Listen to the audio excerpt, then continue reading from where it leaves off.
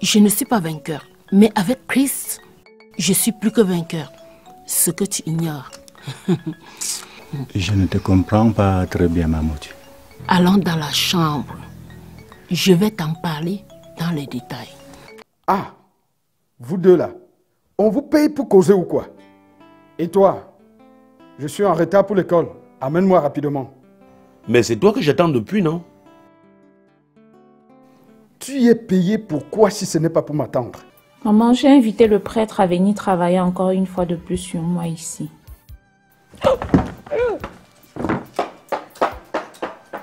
Mais qu'est-ce qui se passe? Qu'est-ce qu'elle a mangé? Qu'est-ce qu'elle a? J'en sais rien.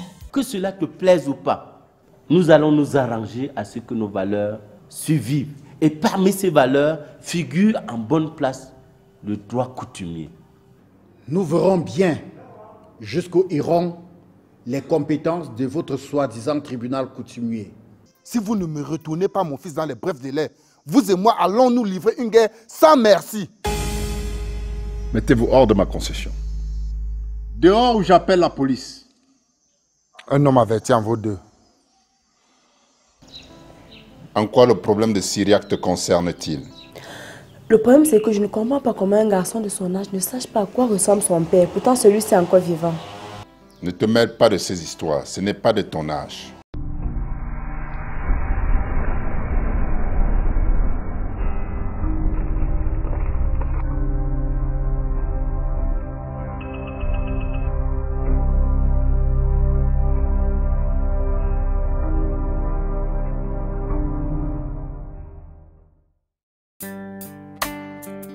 Respectons la dernière volonté.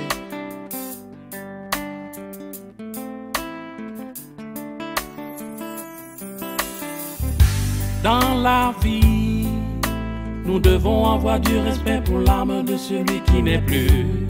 Quand de son vivant, il prend une décision, il sait pourquoi il le fait. Après sa mort, ne restons pas tout changer. Attention, ça va nous rattraper. Respectons la dernière volonté.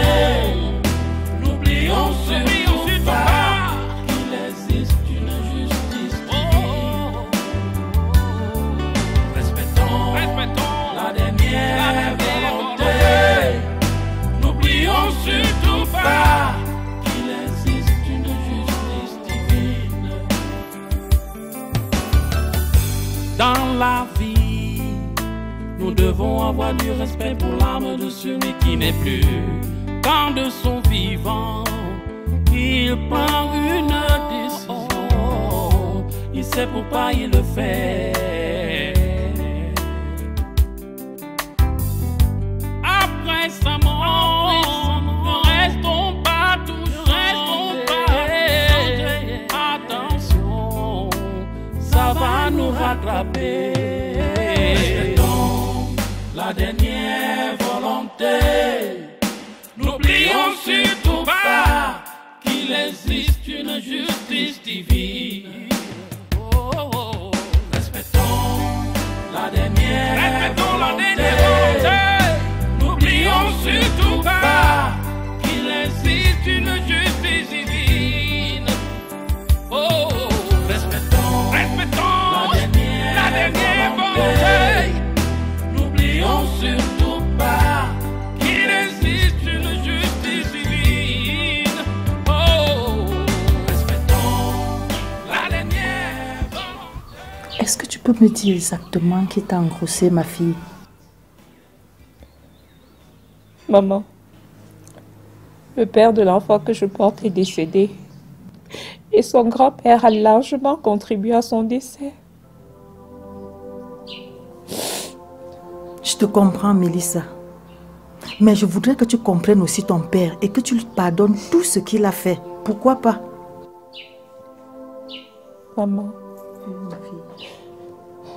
je le comprends et je pourrais lui pardonner. Mais je ne l'oublierai jamais. Tu souffres, c'est évident. Mais ma conviction est qu'un enfant comme celui que tu as dans le ventre là te fera encore souffrir plus.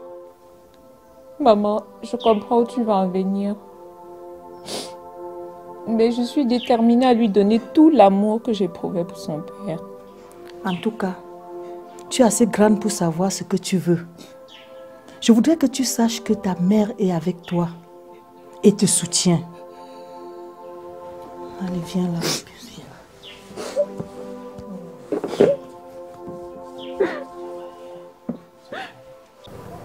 Dis-moi, maître, pourquoi tu n'as pas voulu toi-même défendre ton père? Pour des raisons personnelles et même stratégiques. Mais ils se croient où ces vieux du village? Ils ne savent pas que nous sommes dans une république? Mon frère, quand j'ai parlé de cette histoire à l'homme d'affaires Fossi, il m'a fait tout un cours de droit que nous avons appris. Le droit qui a été importé et même inspiré de nos traditions.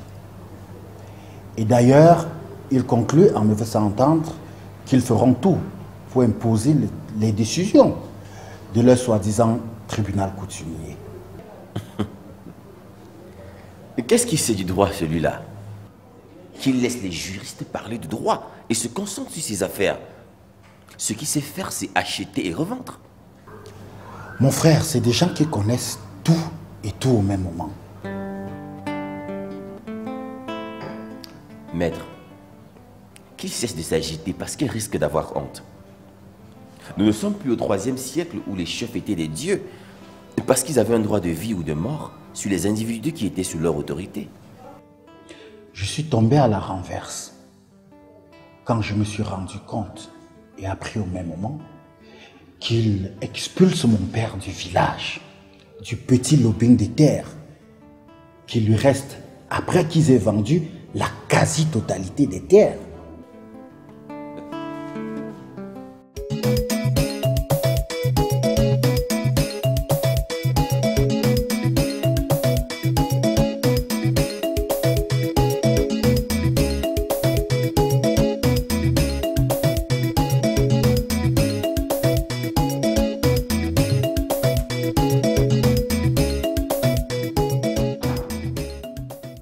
Tega.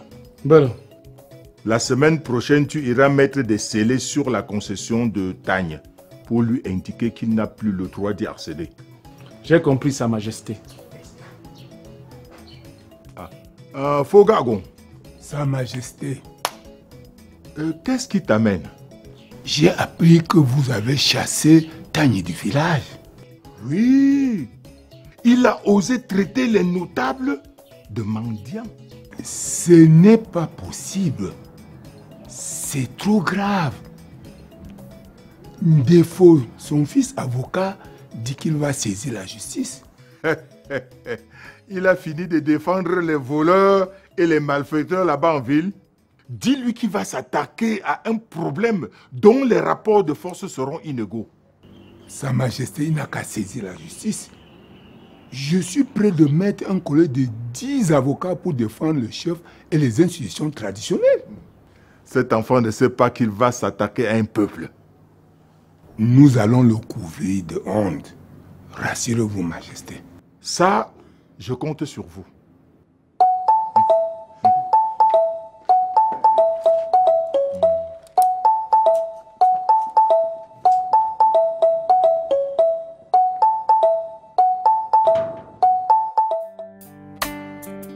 Respectons la dernière volonté.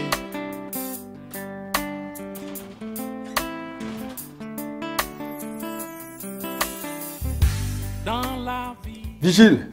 Oui, patron. Le chauffeur est où? Il est couché dans la voiture.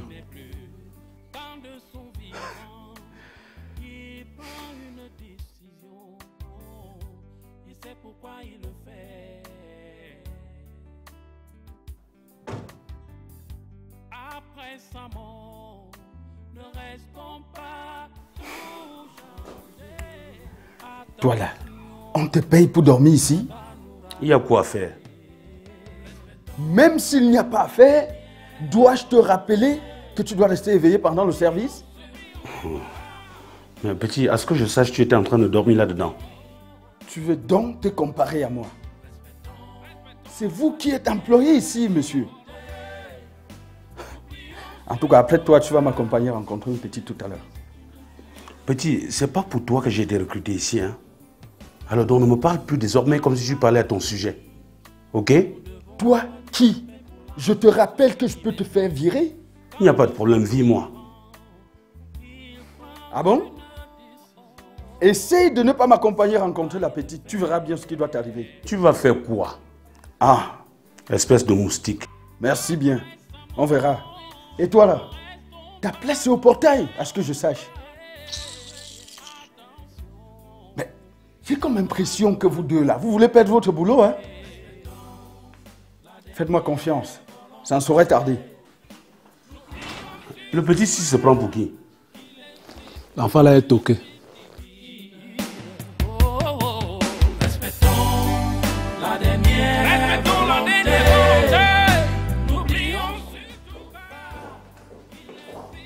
Mais chérie, tu vas où comme ça?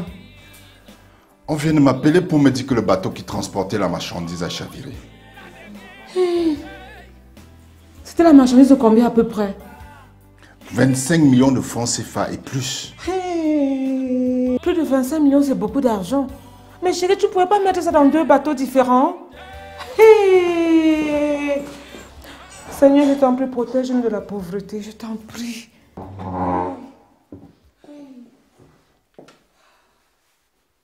Sorel? Qu'est-ce qu'il y a? S'il te plaît, sers-moi à manger avec un bon verre de vin. Le meilleur. Fainéante. Arrivé, oui.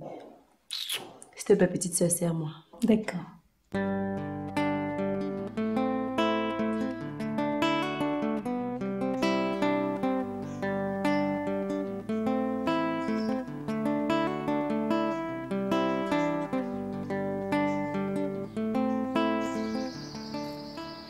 Je dis, hein, ton fils prend de l'argent ou pour acheter les vêtements que je vois sur lui là? Tu demandes à qui? Il ne vit pas dans cette maison. Va le lui demander. C'est quelle manière ça? Quand je te pose une question, tu dois répondre par oui ou non. Tu m'entends? Merde, j'espère bien que tu me connais quand je suis fâché. Je vais te redresser tout ça par un coup de poing. Hein? J'ai compris, Mike Tyson. Et puis, tu diras à Fabrice que je n'héberge pas les bandits chez moi. Tu dis de l'enfant de qui que c'est un bandit? Tu veux le vendre ou quoi? As-tu déjà entendu qu'il a pris quelque chose chez quelqu'un? Où t'a-t-il déjà pris quelque chose? Et tu veux par là dire quoi? Un enfant qui passe la journée à se procurer des biens. Et moi-même, je sais qu'il ne travaille pas. Tu veux que je dise de lui qu'il est quoi? Un saint? Madame, sache une chose. Tout ce qu'il a là, ça vient du vol. Il ne fait rien, il ne fait rien. N'es-tu pas son père? Lui as-tu déjà trouvé du travail? Oui, je dis bien oui à haute et intelligible voix. Ce matin, je lui ai demandé de m'accompagner au chantier comme manœuvre. Et qu'à la fin de la soirée, je devais lui payer sa journée. Le grand monsieur me dit carrément non, il ne peut pas faire ce genre de métier. Merde, tu veux que je lui dise quoi? Il veut faire quel genre de travail? Tamo, Fabrice a eu raison. Même quand tu lui proposes de l'argent, il refuse. Parce qu'il sait que tu ne vas jamais lui donner cet argent-là. Tu es un malhonnête. Merci.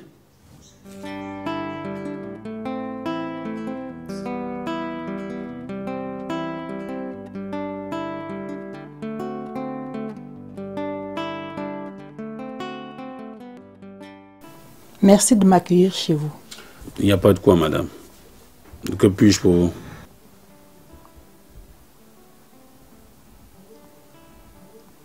Si ce n'est pas indiscret, est-ce que je peux savoir le niveau d'études que vous avez? Ça va vous servir à quoi, madame? Mon niveau d'études va vous servir à quoi? Je voudrais qu'on s'entende. À propos de quoi?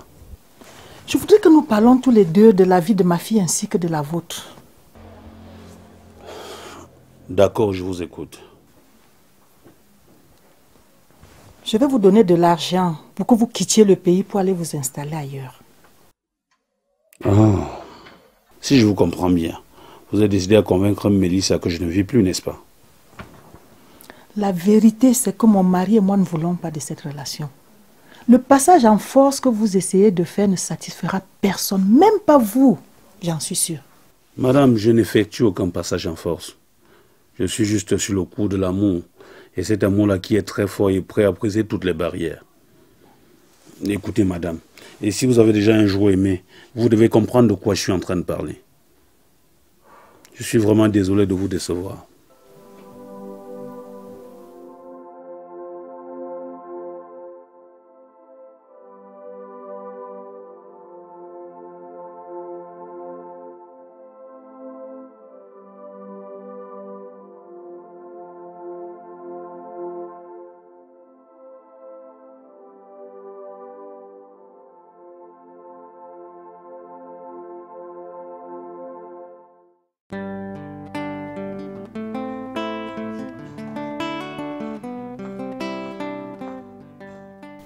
Où est-ce que ma fille t'a vu pour te demander de venir ici? Elle m'a vu dans la rue, patron. Dans ta tenue de vigile? Oui, patron. Mais je suis parvenu quand même à lui faire comprendre que c'est mon frère qui est prêtre et que je lui ferai parvenir la nouvelle. Fantastique. Elle est là-dedans. Dès que tu auras fini avec elle, tu viens me voir pour que je te paye ton temps perdu, ok? Compris, patron. Vas-y. Tout à l'heure, patron.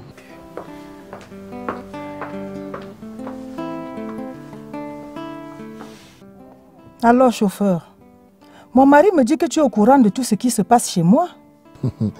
Madame, il n'a pas tort. En effet, nous vivons comme une famille. C'est précisément cette familiarité-là qui a donné à ton collègue et ami le courage de nous mettre dans la situation dans laquelle nous nous trouvons aujourd'hui. Il me parle avec beaucoup de suffisance. Il n'a même pas froid aux yeux quand il est en face de moi. Madame, nous on fait la part des choses, hein. Vous vous trompez. Vous faites la part des choses. Oui. Dis-moi un peu. Qu'est-ce que je peux faire pour éloigner ce garçon de ma fille? Madame, vous savez, ce sont les problèmes de cœur. Hein. Et ces choses-là sont très difficiles à résoudre. En plus, je suis très mal placé pour répondre exactement à votre question. Je ne pouvais m'attendre à mieux que ce que tu viens de dire là. Après tout, ce garçon et toi restez très liés. Et il n'y a que l'absurde, l'irrationnel et en plus le mystique qui explique que ma fille tombe amoureuse d'un minable chauffeur, mon Dieu, d'un minable chauffeur. Aïe! Ouf. Seigneur. Ouf.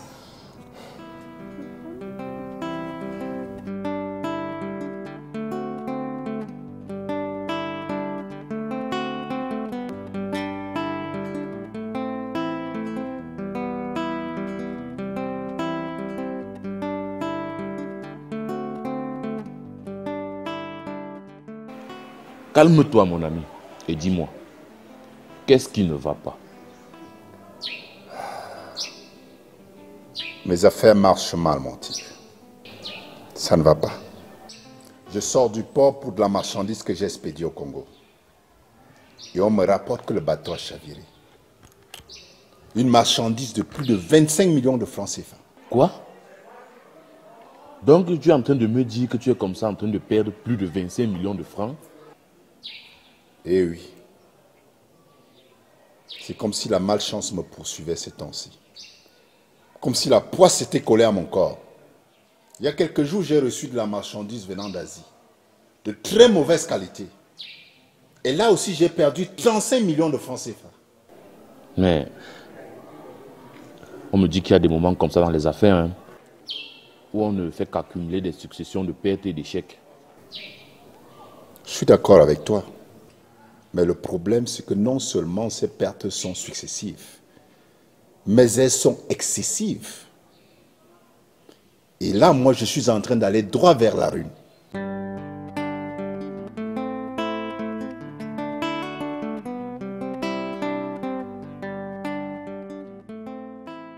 Nous sommes tous des frères. Mais je ne sais pas ce qui arrive en Boni ces derniers temps. Il dit tout simplement qu'il ne veut plus succéder et que je dois prendre la place qui est la mienne. Voilà. Que ce soit lui ou toi, vous êtes tous des deux fous. Mbonié est quand même quelqu'un de respectable. Mais il me déçoit quand même ces derniers temps. Hein. Mais ce n'est pas pour ça que je vous ai appelé ici. Nous sommes impatients de savoir pourquoi tu nous as appelés ici. Si c'est pour nous donner de l'argent, fais-le vite. On s'en va. Est-ce que vous savez que le chef a chassé mon père du village? Quoi? Mais c'est incroyable ça, Papa Tani. Tout ceci à cause d'un type qui s'appelle Ngaprea. Je connais cet homme. C'est lui qui a court-circuité la mort de mon père. Grand frère Tamon, tu ne dois pas dire une chose pareille. Est-ce que tu as les preuves de ton allégation? Est-ce que je mens? C'est lui qui est parti te raconter que c'est toi le successeur du père. Et le père a piqué une crise cardiaque. C'est ça qui l'a poussé à la mort. Qu'est-ce que tu veux que je dise? Voilà votre frère Mbonié qui accuse mon père d'être plutôt à l'origine de la mort de son frère. Pourtant, il est le frère direct de Tassok. Qu'il arrête de raconter les bêtises. Peut-être c'est son argent qui le saoule. Ces hommes se sont attaqués à moi et je vais les faire payer. Ou j'ai fait le droit ou pas. Si tu peux faire ce que tu dis là, maître, tu auras rendu un grand service aux enfants du village. Ces gens-là pensent qu'ils ont un pouvoir illimité.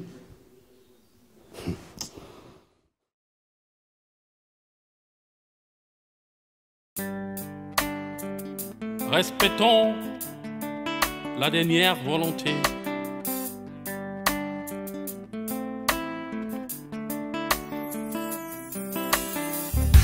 Dans la vie, nous devons avoir du respect pour l'âme de celui qui n'est plus. Quand de son vivant, il prend une décision, il sait pourquoi il le fait. Après sa mort, ne restons pas tout changer. Attention, ça va nous rattraper. Respectons la dernière volonté. N'oublions surtout pas qu'il existe une justice divine. Respectons la dernière volonté. N'oublions surtout pas qu'il existe une justice divine.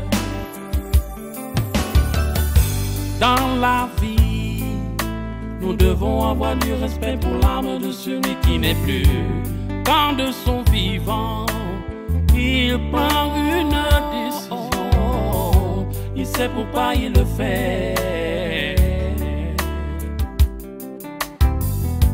Après sa mort, ne restons pas toujours. Attention, ça va nous rattraper. Respectons la dernière volonté. N'oublions surtout pas qu'il existe une justice divine. Respectons la dernière volonté. N'oublions surtout pas qu'il existe une justice